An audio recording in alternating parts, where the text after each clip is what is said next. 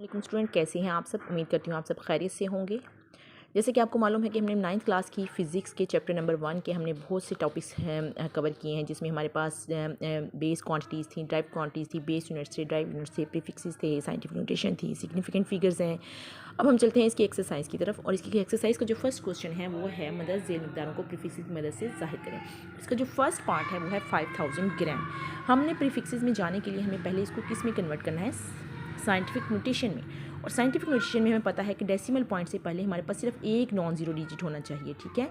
अब अगर हम इसके ऊपर साइंटिफिक नोटेशन अप्लाई करेंगे तो हमारे पास यहाँ पे डेसिमल पॉइंट है, हम अपने डेसिमल पॉइंट को उठा के हम यहाँ लाएंगे, क्योंकि डेसिमल पॉइंट से पहले सिर्फ एक नॉन ज़ीरो डिजिट होना चाहिए जो कि है 5।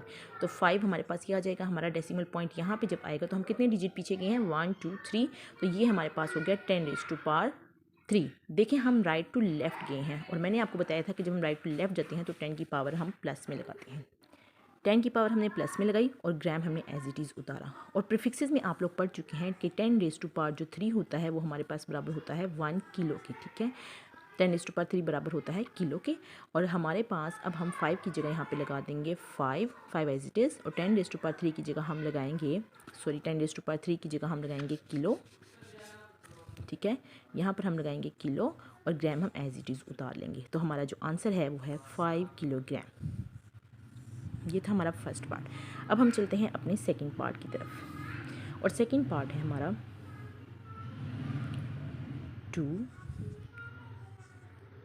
0 0 0 0 0 0 20 लाख वाट, ठीक है। अब देखें, इसको हमने प्रीफिक्सेस में कन्वर्ट करने से पहले सबसे पहले साइंटिफिक नोटेशन अप्लाई करनी है। साइंटिफिक नोटेशन में हमारा डेसिमल पॉइंट उठाकर यहाँ पर लेके आएंगे, क्योंकि डेसिमल पॉइंट से पहले हमारा एक नॉन ज़ीरो डिजिट होना ज़रूरी है, वो है 2, ठीक है। हम अपना डेसिमल पॉइंट लाएंगे यहाँ पे, तब हम कितने डिजिट पीछे हैं, 6। तो ये हो गया 10⁻6 वाट, ठीक है।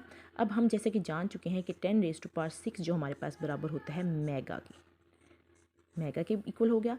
तो ये हमारा आंसर बना 2 10⁻6 की जो हमने लगाया मेगा और वाट एज इट इज़। तो ये हमारे पास आंसर हो गया 2 मेगावाट, ठीक है। चलते हैं अपने थर्ड पार्ट की तरफ, जो कि है हमारे पास 52 × 10⁻⁻10 किलोग्राम। अब देखें, हमारा डेसिमल पॉइंट यहाँ पर है, हमने इसको उठाकर यहाँ पे लेकर आना है कि डेसिमल पॉइंट से पहले सिर्फ एक नॉन ज़ीरो डिजिट होना ज़रूरी है, ठीक है। जब भी हम साइंटिफिक नोटेशन अप्लाई कर रहे हैं तो एक नॉन ज़ीरो डिजिट 5 छोड़ा, और इसके बाद हमने अपना डेसिमल पॉइंट लगा दिया। अब हम एक पॉइंट पीछे गए हैं और हम गए हैं राइट टू लेफ़्ट, तो हम एक पॉइंट पीछे गए हैं और राइट टू लेफ़्ट गए हैं, तो ये हमारे पास हो जाएगा 10 की पावर 1, और ये हमारे पास 10 एज इट इज आ जाएगा किलोग्राम। अब देखें 5.1, हमें पता है इन दोनों की बेस सेम है, तो हम इनकी बेस एक बार लिखते हैं, और इनकी जो हमारे पास पावर्स हैं उनको हम ऐड या सब्ट्रैक्ट कर लेते हैं 1, और ये हो गया -10 किलोग्राम एज इट इज़। तो ये हो गया 5.2 × 10⁻⁻9 किलोग्राम।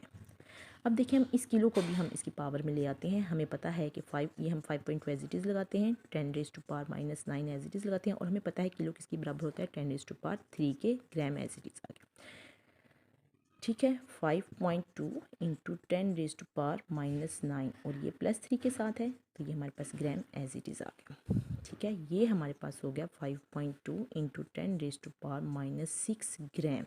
-9 + 6, 9 में से 3 हमने माइनस की तो -6 आया, ठीक है। और हम जानते हैं, जैसे कि हमें मालूम है कि हमारे पास 10⁻⁻6 किसके बराबर होता है माइक्रो के, और हमारा आंसर हो गया 5.2 माइक्रोग्राम।